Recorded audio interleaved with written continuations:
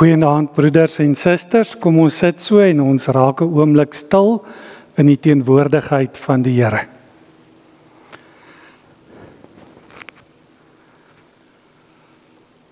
Ons hulp is in die naam van die Here, hy wat die hemel en die aarde geskaap het en wat getrou bly tot in ewigheid. Geliefde gemeente, genade, barmhartigheid en vrede word die ryklik geskenk van God ons Vader in ons Here Jesus Christus deur die kragtige werking van die Heilige Gees. Amen. Kom ons staan en dan sing ons saam uit Psalm 135. Ons sing die eerste vers daarvan saam, waarna ons in gebed sal verenig.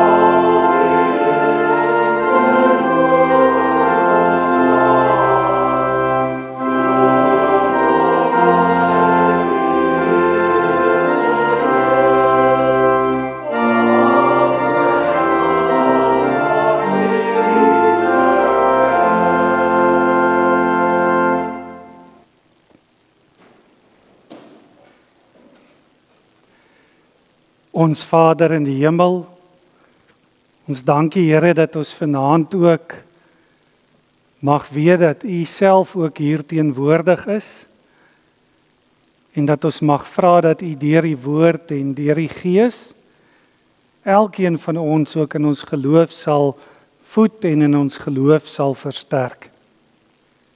Daarom vra ons dat U ons nou sal seën waar ons na U woord gaan luister, dat U ons harte en ons gedagtes daarvoor ook ontvanklik sal maak.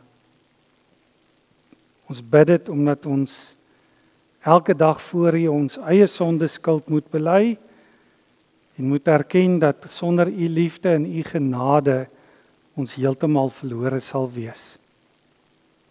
Daarom bid ons Here, spreek Here en laat ons U dienaars luister. Amen. So met die afgelope week se Kersvieringe en waar ons nou trek in die jaar, die laaste Sondag van die jaar, gaan ons vanaand stil staan by Heidelbergse Katekismus Sondag 6 en as die Here wil, gaan ons volgende Sondag aand begin by Sondag 1 weer.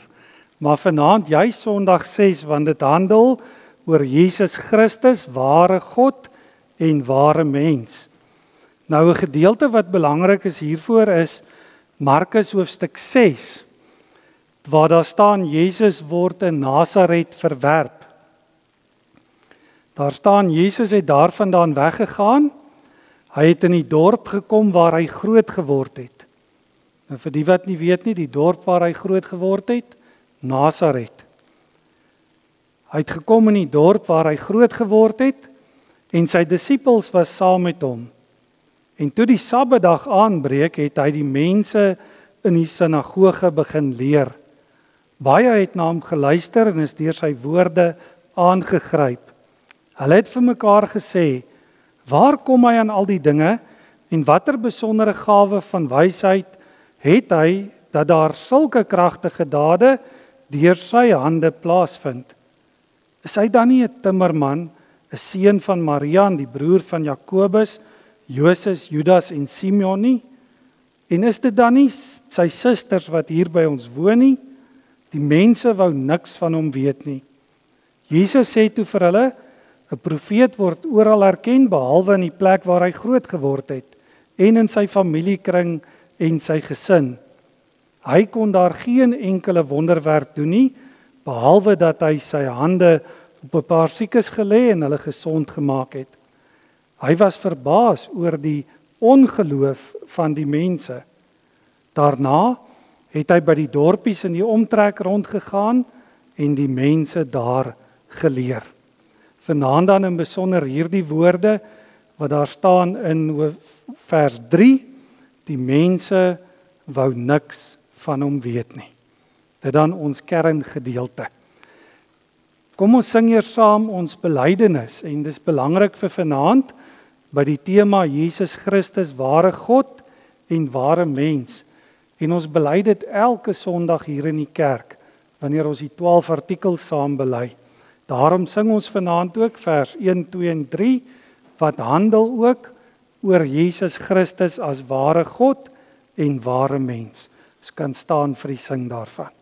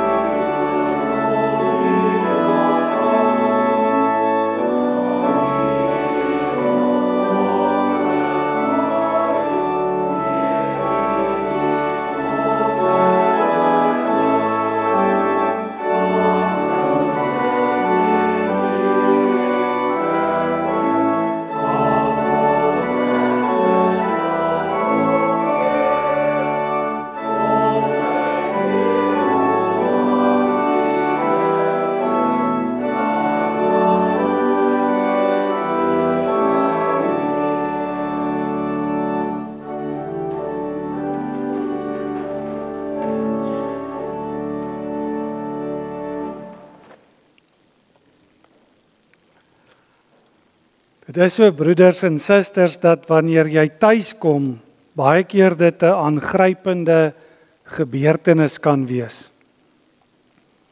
Veral as jy sien die mense wat daar vir jou gewag het, wat jou geken het, is beïndruk met die dinge wat jy gedoen het en bereik het.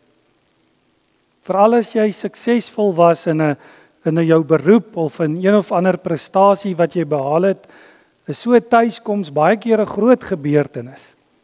Sien dit in ons eie land ook met die sportsterre wat elke keer op die lughawe met groot fanfare verwelkom word, met busse deur die stede gelei word. Nou vanaand se teksgedeelte vertel vir ons van Jesus se tuiskoms. Nadat Jesus groot wonders gedoen het, wonders soos om 'n storm stil te maak, om die besetene van Gerasa van die duiwels te bevry, 'n dogtertjie van Jairus uit die dood uit op te wek, en nog vele ander wonders gedoen het, en die mense geleer het, kom hy nou terug in die dorp waar hy groot geword het. Terug by Nasaret, daar in Galilea. En ons kan onsself ook indink. Die mense se gedagtes, die mense se opgewondenheid, want onthou, Nasaret was nie ver van die plekke waar hy die wonders gedoen het nie. Hulle het gehoor daarvan. Almal het daaroor gepraat. En dan kom Jesus terug in die dorp en hy het hierdie gevolg mense wat agter hom aankom, sy disippels en 'n klomp ander mense. En dan op die Sabbatdag gaan hy saam met sy disippels na die sinagoge toe en daar begin hy sommer om vir die mense te preek, om hulle te leer. Ja, die mense van Nasaret het geweet van die goed wat hy gedoen het sedert hy die dorp verlaat het. Daarom sê ons teks vir ons, en is belangrik, dit staan ook hier so, baie het na hom geluister en is deur sy woorde aangegryp. Dis hulle aanvanklike reaksie, opgewondenheid. Hulle is verbaas. Hulle kan nie glo dat hy so mooi, met soveel wysheid, die skrif vir hulle kan oopmaak nie. Hulle ken hom dan goed, hulle weet wie hy is. En dan begin hulle vra, waar kom hy in al hierdie dinge? Watter besondere gawe van wysheid het hy, dat hy sulke kragtige dade deur sy hande plaas kan vind? Hulle ken hom mos. Is hy nie die timmerman nie?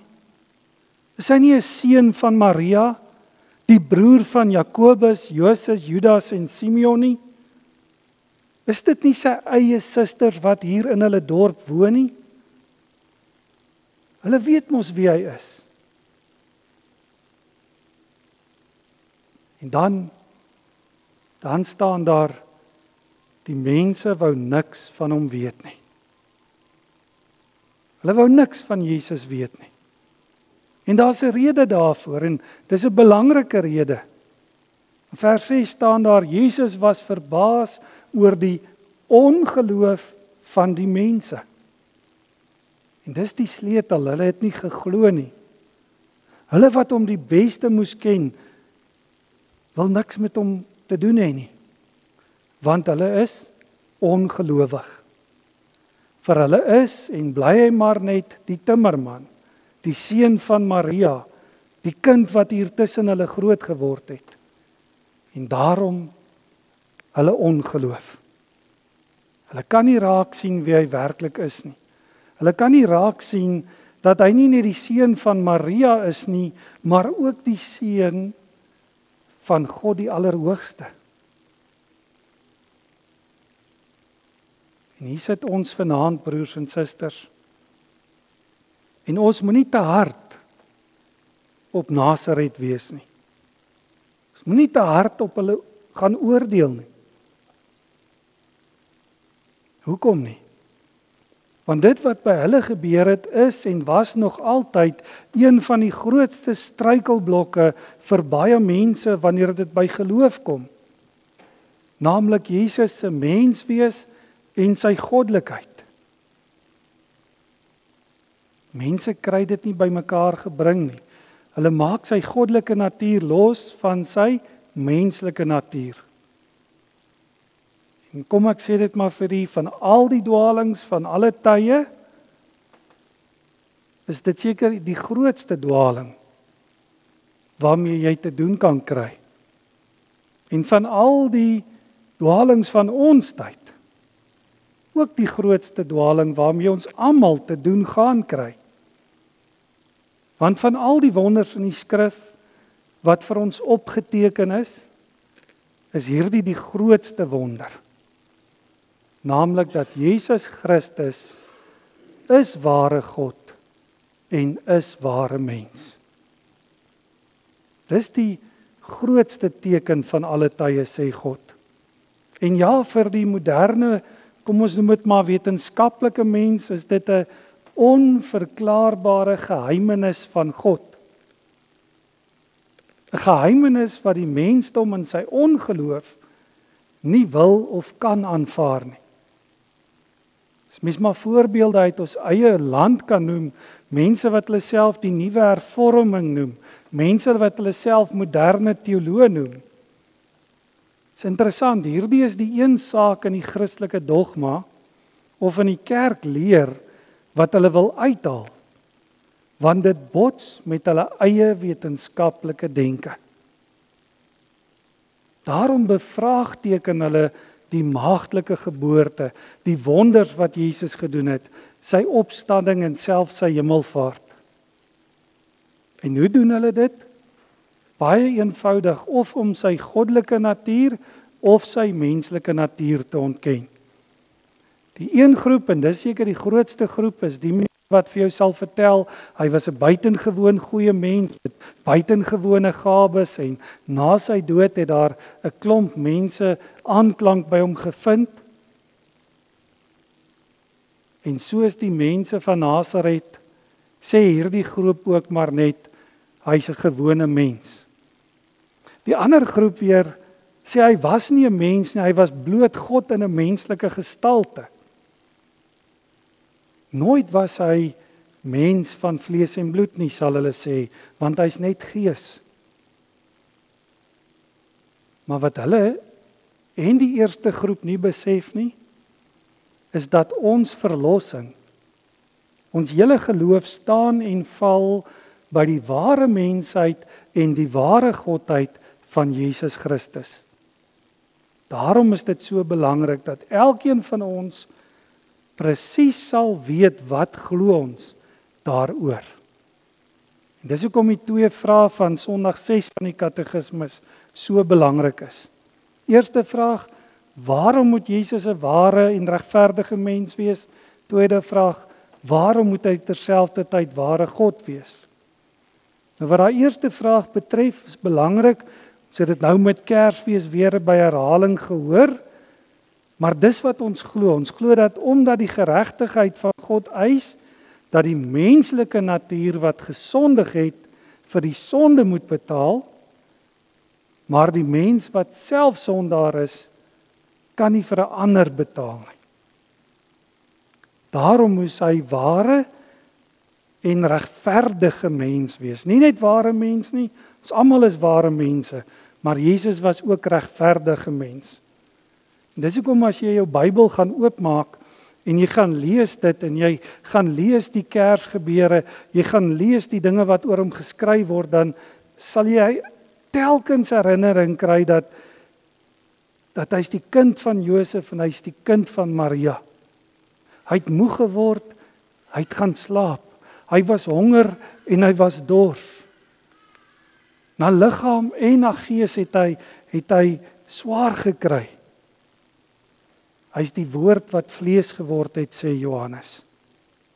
Daardeur word vir ons gesê, hy kon namens jou en my aan die geregtigheid van God se eis voldoen.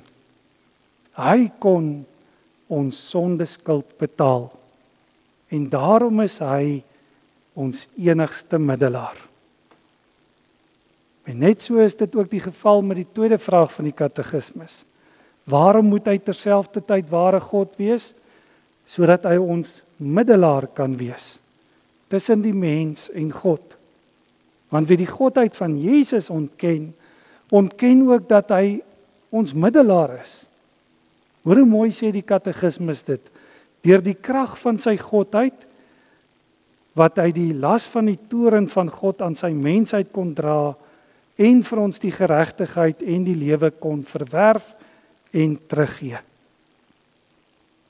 Die krag van sy godheid stel hom in staat om die las van God se toorn aan die kruis op Golgotha te kan dra en om vir ons die geregtigheid van God terug te gee. Nou vir die las van God se toorn moet ons dit altyd onthou, is die skouers van alle mense te swak. Selfs die menslike natuur van Jesus Christus, die foltering was te groot. Daarom sy gebed, laat hierdie lydensbeker by my verbygaan. Maar hoekom gaan hy nog steeds na die kruis? Want dit is sy goddelike natuur wat hom daartoe in staat stel. Sy godheid verleen hom die krag om die toorn van God te dra. En dis deur sy godheid wat hy in staat is om in die eerste plek wonders te doen, maar ook om die skrifte uit te lê soos geen ander wysgeer voor en na hom dit kon doen nie. Dit stel hom in staat om aan die geregtigheid, aan die wil van God te voldoen, sodat hy ook die ware, regverdige, sondelose lam van God kon wees, wat geslag is, sodat jy en ek kan lewe. En waarlik, broers en susters, as ons die dag besef, hierdie rykdom van Christus, God en mens, kan dit nie anders as ons dit besef, dat hy is die enigste een, wat ons by God kan bring nie. Die middelaar wat God self vir ons gegee het. Waarvoor gegee? Die katekisme sê, tot wysheid, geregtigheid, heiligmaking en volkome verlossing. Dit is belangrik, Christus is ons wysheid. Omdat hy die een is wat al die dwaasheid van ons as mense, ons onkunde, daardie ding van ek het nie geweet nie, kom wegvat. En vir ons die weg van die verlossing kom aandui. Maar hy is ook die een wat daardie weg self vir ons oopmaak. Daarom is hy ook die geregtigheid. Want hy voldoen aan die geregtigheid van God. Hy gaan staan voor die regterstoel van God. Hy word in ons plek ter dood veroordeel, om aan die geregtigheid van God te voldoen. Wat beteken dit vir jou en my? Ons kan voor God se regterstoel gaan staan, in die wete, daar's reeds voldoen.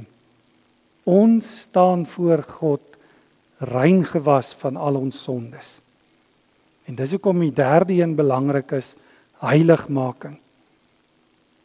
Omdat hy ons gered het om heilig te lewe. En daarvoor gee hy vir ons sy Heilige Gees. Daardie Gees wat deur die woord ons lewens kom rig, sodat ons na God se heilige wil soek en heilig lewe, soos Jesus Christus ook heilig is. En as jy al hierdie goed bymekaar tel, dan sien jy iets raak. Daardeur word die beeld van God wat in die tuin van Eden deur die sonde verwoes is, weer heel gemaak. Mens kan sê, soos ons dit altyd sê, dit wat ons in die sonde gebreek het, kom maak hy weer heel. Die beeld van God, maar belangriker nog as dit, die band met God, die versoening met God wat hy bewerk. En daarom ook is hy gegee as ons verlosser. En hoe mooi is dit? Daardie mens wat in die tuin van Eden in skaamte wou gaan wegkruip vir God, kan nou voor God gaan staan as verloste mense. En dit, broers en susters, is die evangelie wat aan jou en my verkondig is. Dis vir jou en vir my. Dis hoe God dit in die Bybel openbaar. Die probleem is dat die wêreld nie hierdie blye boodskap van genade kan begryp of aanvaar nie. Want onthou dit, vir iemand wat nie geloof het nie, sal dit altyd onverstaanbaar bly. Onverstaanbaar dat Jesus Christus ware God en ware mens is. En daarom sê ek, moet dit nie vir ons snaaks wees as ons hoor dat die mense van Nasaret niks van Jesus wou weet nie. Want vir hulle was hy maar gewone mens, seun van Maria.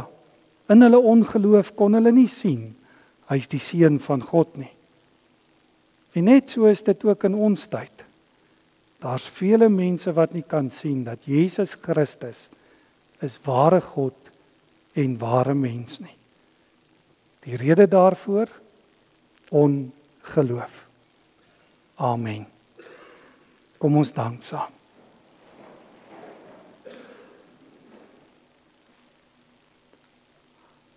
Ons Vader in die hemel, ons dankie dat ons hier aan die einde van nog 'n Kerstyd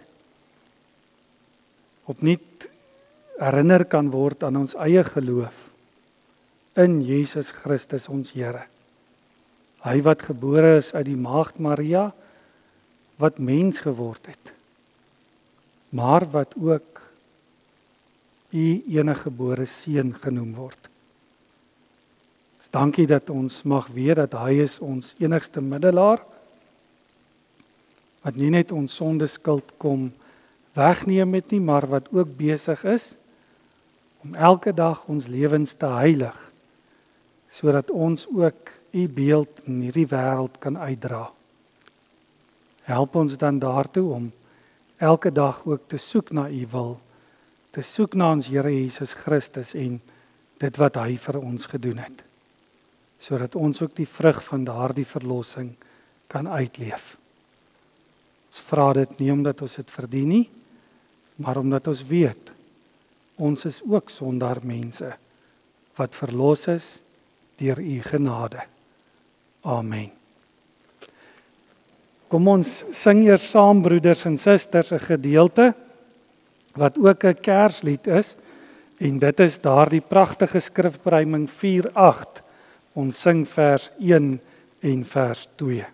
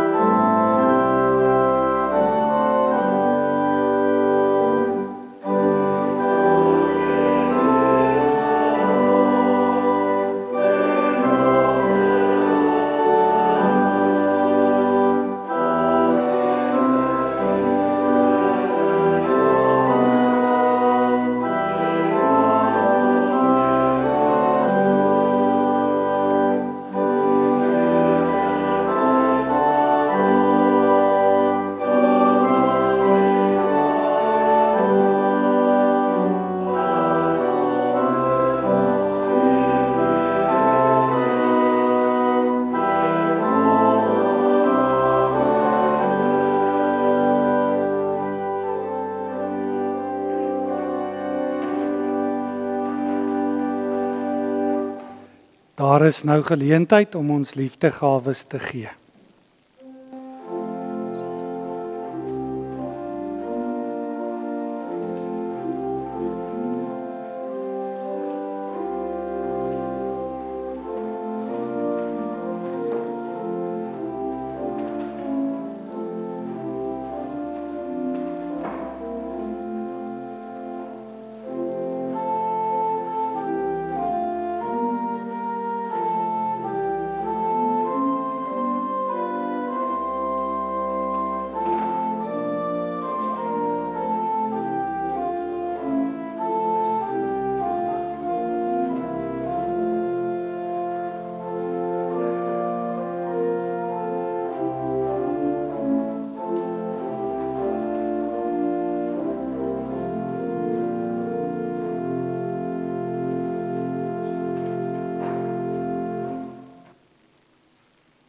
Skrifbereiming 1:4, bereiming van Galasiërs 4, waarin daar staan: vir ons gebore as 'n mens, kom hy in ons belang. Hy koop ons vry, dat God ook ons as kinders kan ontvang.